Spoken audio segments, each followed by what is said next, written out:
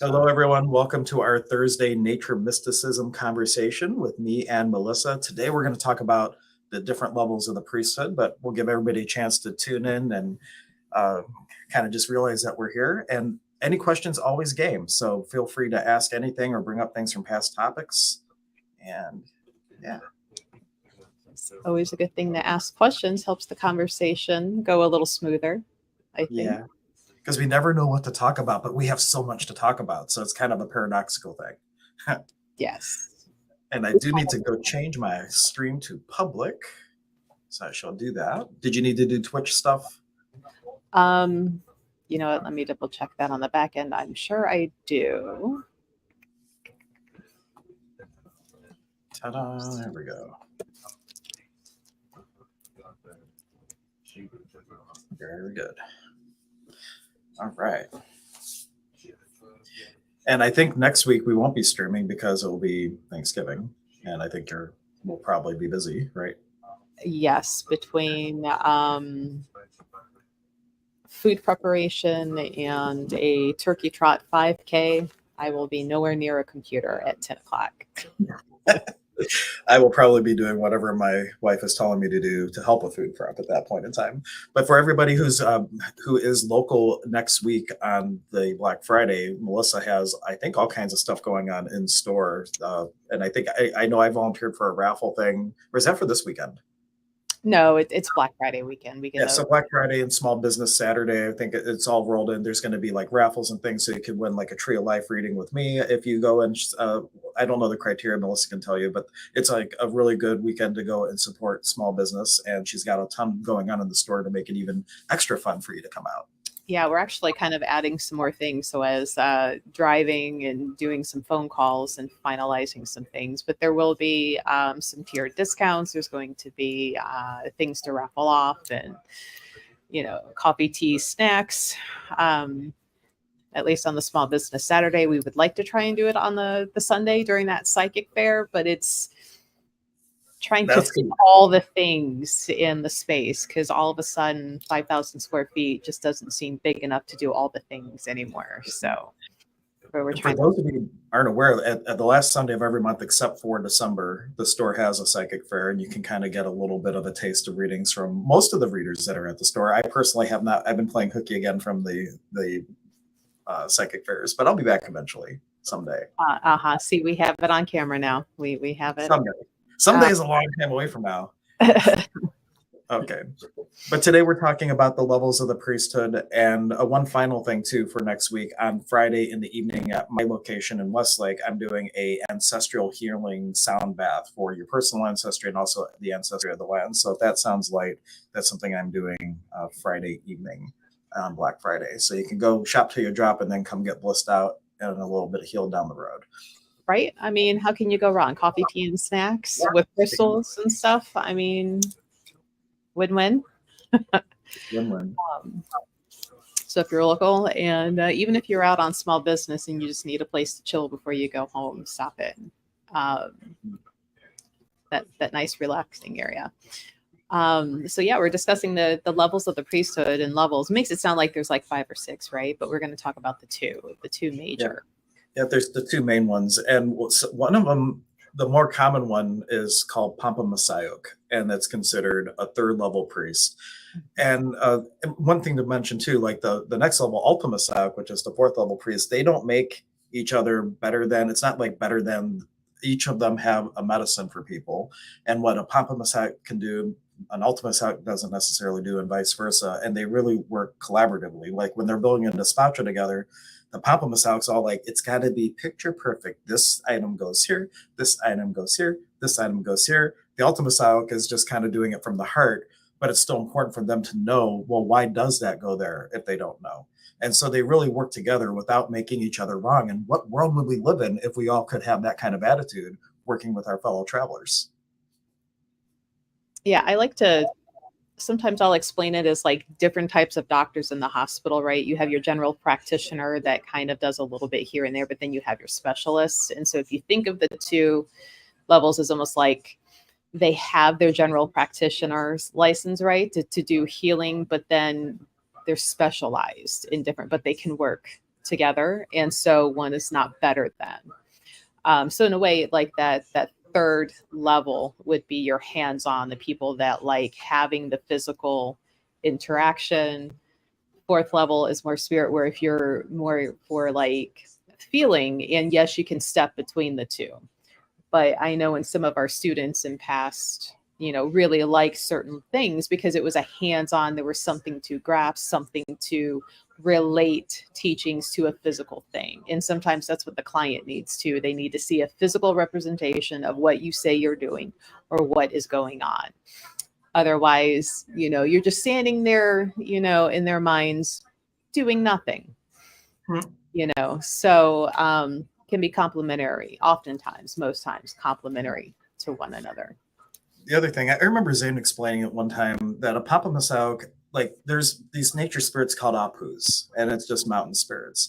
And the outlook of a third level priest might be, oh, I better do what the Apus tell me to do, or I'm going to get punished. It's a little bit more fear-based, perhaps, if you want to look at it that way. The Ultima Masaok would say, why would they punish us? They're our friends. So it's like two different ways of relating to the same energies, and neither one is necessarily right or wrong. Because that Pampa Masayo, for somebody that has that same collective belief system, they got a medicine for them. And I also feel that's a big gradient. It's not just like, well, I'm third level today, and tomorrow I'm going to put up my big shaman pants, and tomorrow I'm fourth level. There's a gradient between these two where I feel there's a blending of third level and fourth level, and it's not just cut and dry. There's a lot of room within that for growth and expansion, and not just like a line that separates the two. Yeah, I mean, I can see the importance of all the hands-on third level, right? Especially for clients. But, it's funny when people often in different traditions that I have studied, and we're like, oh, if you don't do this, the spirit will be upset, will be angry, or you're trapping something. And I'm like, really? We're the little peons down here, and we think, really?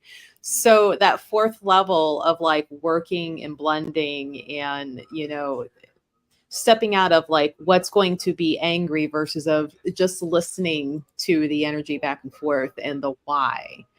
Like the illness is this because of here's what you do, instead of worrying about, well, if I did it wrong, now that tree is mad at me. Or do you think the tree cares like that? No, the tree has better things to do. So, that's why I tend to lean more on the fourth in my personal working, because I don't. Yeah, and that's what Zane's really teaching, is the fourth level teaching. And the first time he taught us, we learned all the fourth level stuff first. And then as part of what he called the master program, we learned the Pampa Masayoc level. And so he taught, like, here, you're coming from this point of view, but now let me give you all the tools of this also. And that's how he has it structured now too. It's like you're being initiated into the fourth level, but he has it structured to give you the essence and the things that are useful from the third level. So you really get literally the best of both worlds, or the best of both levels of the priesthood. Yeah. And I think too, starting at that fourth level of that connection, like you do, if you did have like the fear of doing things wrong, you kind of slowly drop that without even realizing it, because you're operating at a different understanding of, why things are. No. I was just thinking of the story from last week, but I already told it last week. But where did you have something else there? Otherwise, I has Despacho's story about third versus fourth. No, go ahead with the Despacho. Well, because it was a situation, I forget now if it happened to Zane or somebody that Zane was observing, or what the conditions of it were. But basically, the Caro had done a Despacho, and the instruction was, okay, now do it how I do it. Now, the Papa Masayoc would be, you put the shell here just this way, and you have to put this into here, and you got to do the solar patterning of consciousness, and you got to do it in a certain order, and all these things. And so whoever it was like trying to duplicate exactly what it was. And the Caro knocked everything off the surface and said, no, I said, do it how I do it. And they do that like 2 or 3 times until the person finally realized, oh, it's about doing it from the heart. And Zane has said, like, an Ultima Masayoc could do a ceremony 100% wrong and still get the desired outcome, because it's really done from the heart, and they have a direct relationship with spirits, where the Pampa Masaog, it's all about the ritual and being precise, and then having just kind of the trust that it's going to happen, but without being able to communicate directly with the spirit that you're touching base with. Well, and I think that's where the importance of learning both, right? You don't swing too hard on either side. You don't fall into dry ceremony that you're just going through the motions. You don't really, you're not connected to it. It's versus going too far over onto the fourth level and you're just lost, in the spiritual world, and it's kind of like this chaos crazy. So kind of knowing both, not kind of having that understanding of both of them and being centered, kind of helps make sure you're operating from the center point of the main mesa that through the program you do learn to build and work with and operate from. Because whereas I wouldn't worry about being too lost in higher fourth and too spiritual. I think my mind is just too analytical. I would have to worry personally of getting too far into the just going through the motion. I'm like, oh, it's Monday. That means light this candle, do this here, put this coffee here, done. And like check out. Like, okay, I did my thing without really meaning, here's why we do this today. It's really important just with everything we do. When you're doing rituals or service work and things like that, if it becomes like truly habit where you're checking out because you've done it so many times, there's something to be said that with whatever you're doing, to be fully present. And really, even if it's the 100th time you've done the same thing on a Monday, be fully present with this 100th thing that you've been doing on a Monday. And the way you talked about the fourth and the fifth, or third and fourth level, it kind of reminds me of how we talk about the sides of the mesa. You have the left side, which is like the raw, undomesticated power of the universe. The right side is the container that it goes in. And if you were to relate it to music, like the left side would be the whole orchestra having a free for all, and the right side would be technically played perfectly, but the music has no soul. And that middle path, the path of the healer, is where you can really have a foot in both worlds and wield those things, where you can bring in the energy that you like in the container that you want to have it in, and be able to facilitate that healing experience for somebody without getting lost on both sides. It's really walking that center path. Yeah. Karen asked, what stage is getting too analytical and staying out of your own way? That might be a personal question. I think that's probably a lesson that a lot of people work on. We all have different challenges that come up. And so I can't honestly answer that. I mean, I know for a fact that that's why I said that I would have to worry about just going through the motion. There have been other teachings that have come up and that I'm like, no, I know I cannot in good faith and consciousness accept a certain path that needs me to do something every day of certain days. And because I'm like, my life is too busy, too chaotic, and that's boring after a while. I'm not going to do it. And it's not worth the time and attention. I'm like, okay, now that I learned it, so what? Whereas, on that fourth level of this tradition, because it can change and the communication changes, and I'm not tied down to physical things of like, you have to do this every blah, blah, blah. Great. But to stay out of your own way, I think being aware of how and why you get tripped up of yourself. Yeah. And, as you're going through your learning and your spiritual growth, of being able to recognize that's an old pattern, and so you make those improvements by willing to call yourself out, and or listening to friends who are growing with you, who are going, now, Karen, I've done this before, stop it, but honestly, it's the self-realization and being willing to honor that and go, yeah, here's why I keep, tripping myself up. And how am I going to not do that this time? And the willingness to become aware of what you're not aware of. That's a big part of the work with this program, is diving into that subconscious, that other than conscious, to really look at the things that are driving what's showing up in your life that you don't have awareness of. And that willingness to become aware is a huge part of it, because you could be oblivious. And if you're oblivious that you're oblivious, you have no ability to figure out what's going on. But just a willingness to be like, what's in there? And to dive in and to have the support. That's the big thing with the group, is just having the support system. There's people from our first program that we did in 2016 that I still am connected with, and they're part of my support group. and it's just really nice to have that kind of collaboration and camaraderie. Is that right? Yeah, I'll go with that. You're not alone. It's like you have an instant family of Pacos once you decided to walk down this path. Mm-hmm. Well, I And mean, Zane, the grandpa or the oh, pa. right. um, like, well, I would say normally, but I've been out of the store so much with shows that, the second and third Saturdays of the month, like I'd always trap up Maria and be like, hey, what about this? Or what about, and, talking with her because she's been through the program once, maybe twice, I think. Mm-hmm. And because she has other types of training as well. So, she's one of the few people that I'll go talk with and be like, all right, why does this keep happening? And I fully expect her to be like, it's because you have or have not. I'm like, all right, tell me about me. Piss me off about myself. What am I not, obviously seeing or understanding, because I am the constant in life, right? And that was one thing with that program is like, you are the one thing that is constant in all of your situations. So what is it about you that you need to grow, learn, adjust, understand, come to terms with? So I remember hearing that in AA. I've been sober like a while, and that was one of the things that one of my sponsors had said is you are the common denominator in everything that has showed up. So like, where does the change really need to happen?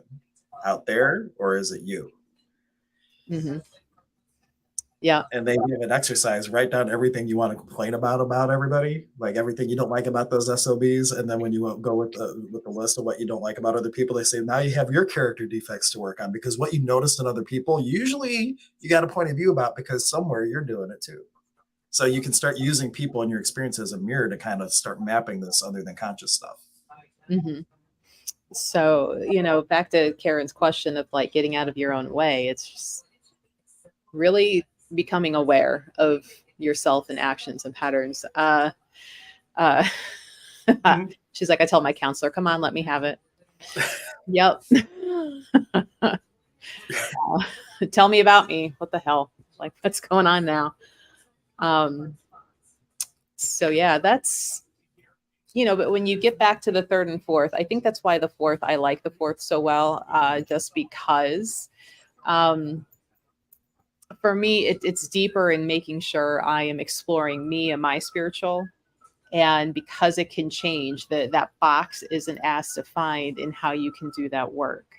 But I do also understand that third level and the importance of it, and can reach to it when needed, be it for myself or for the client. And neither one is considered, like we've said, better than, it's just a different way of doing it. Right. Honestly, some people can receive one way better than the other. Like if somebody's really tripped up in like duality, fear-based kind of things, like I have a hard time helping people like that if they really need like an Eswardo or some curse working. Like there are certain places I can do it, but then there's other places where if they're so low vibration. Actually, Zane talked about this. There was a guy who, if someone was just so stuck in it, he would say they need the bath of flowers. And what it really was is to go and take a bath and poop, because they're so in it that there's nothing you can do and you just got to let them be. But that's not where I was going with that initially. But the people, like, sometimes like people can't go from miserable to joyful overnight. They need to have transitions up, and maybe somebody who can swing better in that third level is more appropriate to be able to help someone like that. So there really is, it is all just walking each other home, and we all have different tools for different people depending where we're at and where they're at. It's just like, what is the best fit? But we're all in it together. There's an African word, I can't remember it, but it translates to I am because we are. And when that kind of mindset, that's really like you're in it together. What can we really do to help each other walk each other home? Mm-hmm. Mm-hmm. So feel free to ask questions, guys, comments about the different levels, or if you have concerns about how that level may apply for you or how you would work it. I will say, I think the fourth level is easier for me in the day-to-day to do, be it out in public, even if I have to, versus the third level. where it's more hands-on and there's tools and there's toys and things that you carry around and build. And, you know, for me, I'm like, I'm not carrying that shit around all damn day, every day.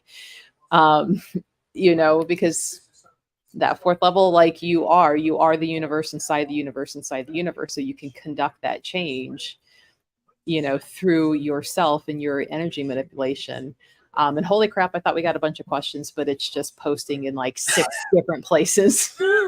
Yeah, I just posted a link to my site. I made a landing page for the program that starts next April. We actually had our first official sign up, so the energy for the program has started. But if you have questions about it, there's more information on my site, and eventually we'll have the same type of thing on the store site. It is there; it's just really buried. You got to look for it. Yeah, I've got to build that page out a little more and get it up. Yeah. I've been working on that like in evenings after everything else. I got it. Yeah. Oh, if you feel called to this, what you are being initiated into is the fourth level, and offset with the third level things, because that's what really we're looking to have enough fourth level priests, because they say in this tradition that like we're all waiting for the emergence of a fifth level priest or fifth level healer, the infallible healer. And as more and more people are able to be in this fourth level mindset where we're recognizing, you know, there's the container that holds it all. And, you know, I'm losing my words for it, but really, when we have enough people that have more of this love-based mindset and the I am because we are mindset type of thing, it creates the incubation container for the fifth level to emerge. So we're initiating into the fourth level, giving tools from the third, so you have the best of both worlds. But we're really helping to make this bridge for humanity to move from the kingdom of me to the kingdom of we. And that will be like the fifth level emergence, which is going to be, according to the prophecy, the Cororiti festival. There'll be, I think, 6 or 7, one couple from the north, 6 couples that will join the procession, and one of those couples will glow, and that's going to be like the emergence of the new Inka, if I remember the prophecy right. I think I'm getting it right. If Zane watches this on a replay, you can correct me or fill in the blanks. Yeah, I was going to say they did come from different directions, which is one reason, one of many reasons why the tradition is open to be taught, right? Because I understand that it has to be taught to other people outside of like the mountains of Peru for those directions to come from. Because I know there has been whispers, you know, of culture appropriation that's all over the place. But yeah, we've been accused of that. Yeah, there is the permission given. Well, that came from an earthquake. They took this one earthquake as a sign of the Pachacuti, world turned upside down, and that the rainbow tribe of man was coming together again. And the idea is that there's different pockets of the planet that all focused on different technologies like prayer or meditation or breath work or yoga, all these things. And now we're coming together to share the knowledge. And part of that is the Karo teaching their tradition to the children of the North. And now we're all, with the age of technology, like no wonder we're really just sharing information like we've never been able to share it before, and it's kind of fast tracking this emergence of what's happening. So very exciting. Yeah. So feel free to ask questions, guys. Questions, comments. If you're past students, like what do you think of the levels? You have a favorite or one that you lean more towards than the other? Like I said, I'm more of I lean more towards the fourth than the third. Just because I do not want to, I've got a knocking at the door. So Hank, continue talking. Okay. Want me to remove you from the stream for a sec? Okay, there we go. Oops, wrong one. There's me. We'll bring Melissa back in just a second. So if you have questions, let me know. And what Melissa and I have been inspired to do over these last several weeks is to come online to start sharing the Karo tradition of Peru. And Zane, specifically our teacher, he has what we call the Qatari cross-cultural tradition of shamanism. And it is a blending of traditions of the Karo tradition way up in the mountains, the more coastal traditions of the Paco Kuna.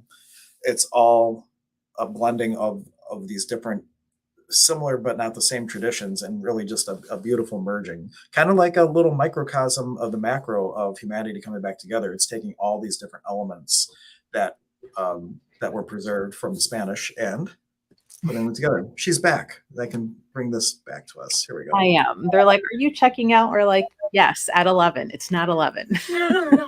Yeah, which is why we'll wrap the stream a little early today because Melissa wants to get out of the room before they charge you They extra. apparently want me out of this hotel room. Yeah, they want to get their job done. They get it all done. They get to go Like, home. excuse me, I can see your parking lot. It is not full. They're just anxious. But yeah, I'll flip these rooms, get them ready.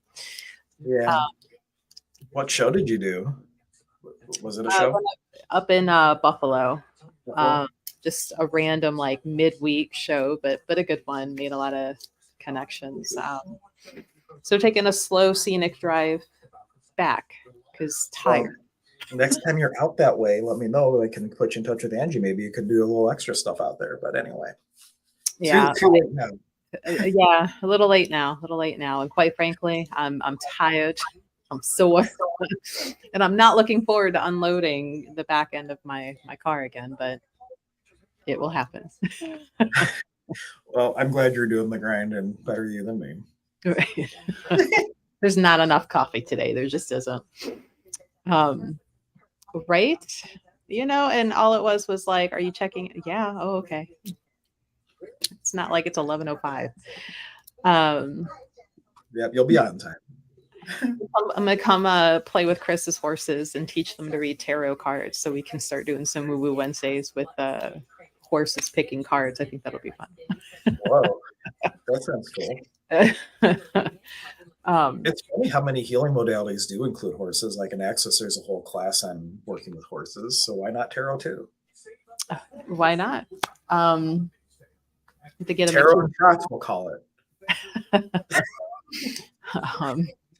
To get him a cute little hat, some glasses, make it look like, means business, a little mustache as he picks the cards somehow. It'll be great. If you not why you like your reading, why the long face? Okay, I'll stop with the jokes now. Stop it with the dad jokes. I do have the best energy. Horses are amazing.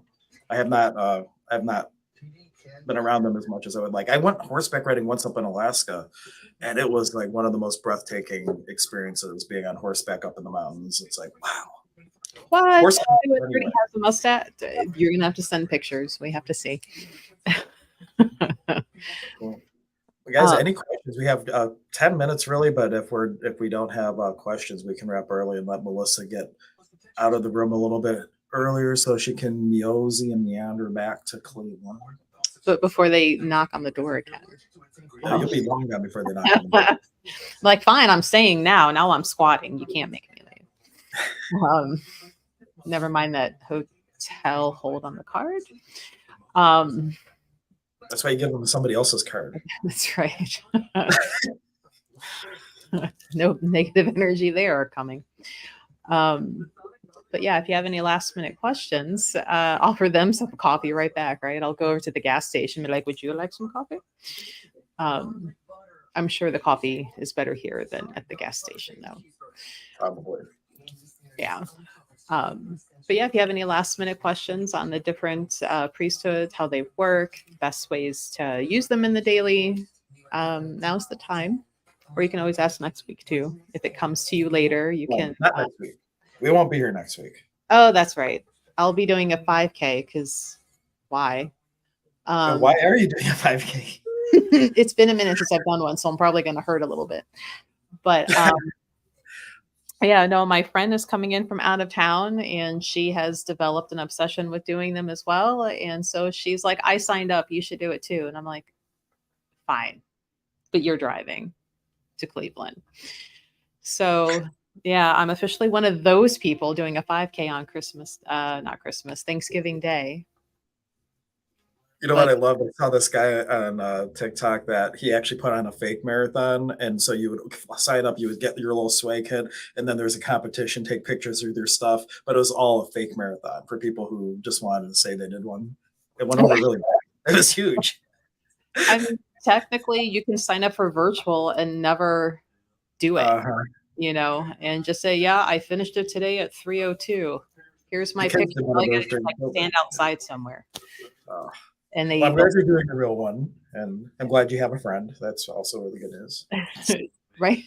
I mean, she might beat me because I'm like, it's been a minute since I've really it's I think the last one I did was the Christmas Story run with Joan a few years ago, and that was before COVID. So this is gonna hurt a little bit, I think, but that's okay.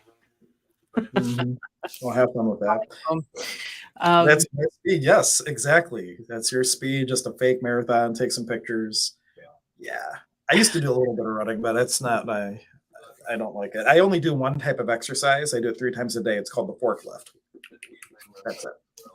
I mean, give me weight training over running any day. So when I do it, I just walk really, really fast, damn near running. But the minute it's weird, if there's an emergency, I can run forever and not have a problem. But tell me I have to run now, everything freaking hurts and I can't breathe.